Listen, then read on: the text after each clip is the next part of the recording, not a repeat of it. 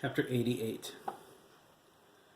Mike was about to leave the house for the market when the phone rang.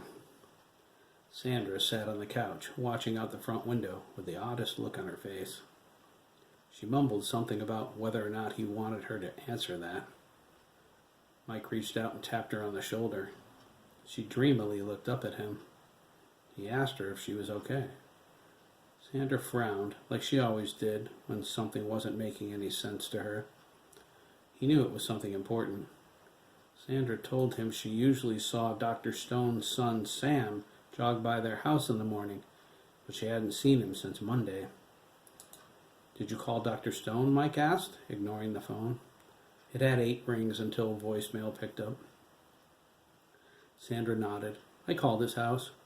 I thought Sam might be sick or something, you know." "And?" Mike asked. "His sister, Stephanie, I think her name was," Sandra replied, rubbing her temples, answered. She said Sam was away at camp. "So?" Mike asked, kissing her on the cheek. "What's wrong with that? Mystery solved." "I suppose," she whispered. "What's that supposed to mean?" "Well," Sandra said, sitting up a little, "when I asked her what camp, Stephanie said she didn't know. She said she was surprised he even went to camp since he hated it." "Really?" Mike asked. The voicemail picked up. He watched for the message icon. "Yes, and not only that," Sandra continued, pushing her hair back. "I called the Connecticut Department of Energy and Environmental Protection from work the other day. They said there were no camps in session this week. It was too close to the end of the school year. Some schools weren't even out yet." "Maybe he went to a camp out of state," Mike offered. "It's possible," she said, glancing out the window again. She stared at the road. "Sam told me he had no plans for the summer. There was something else, too. Something Stephanie said when I called her back that didn't make any sense." Mike gave a quick nod and a questioning gesture as the phone rang again. "When I asked her if she could find out the name of the camp from her father," Sandra said, worry creasing her features, "Stephanie said she doubted he even remembered." "That's odd," Mike agreed. Sandra said, "Not as odd as when she said Dr. Stone kept going into Sam's room in the morning to wake him up for his run. Now that's really strange." Sandra agreed. She said she and her brother kept finding him sitting on Sam's bed. They had to remind him Sam was away at camp.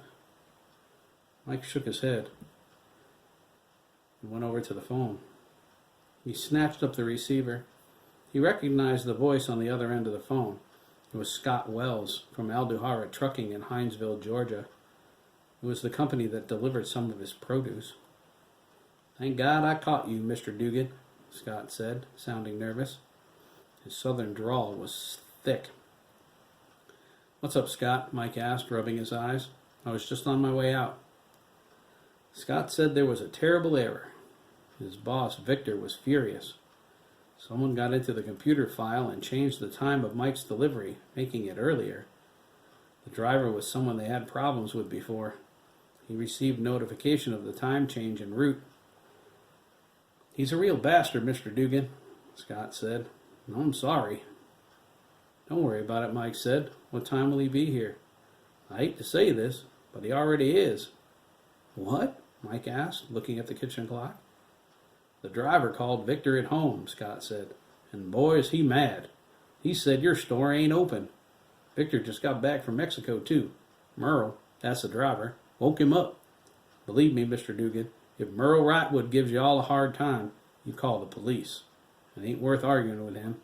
He's a thick-headed, stubborn old redneck. Praise Jesus he don't drink no more. He was one mean and nasty drunk." Mike hung up the phone. He hugged Sandra and told her he had to go. He said not to worry about Sam. She forced a smile to get him on his way, but it faded once the door closed. Sandra had a sick feeling in her stomach and moved in Tuesday morning when she didn't see Sam. It could also be nerves, Sandra thought, heading for the coffee pot. The farmer's ex-employees are coming tonight. She was anxious, but they would know the truth at last. She was glad Jack forbade Craig to go near the farm. She was glad they obeyed his wishes at least that time. She poured a cup of coffee, went back to the sofa, and returned to staring out the window. "Where are you, Sam?" Sandra wondered. She closed her eyes and whispered a Hail Mary.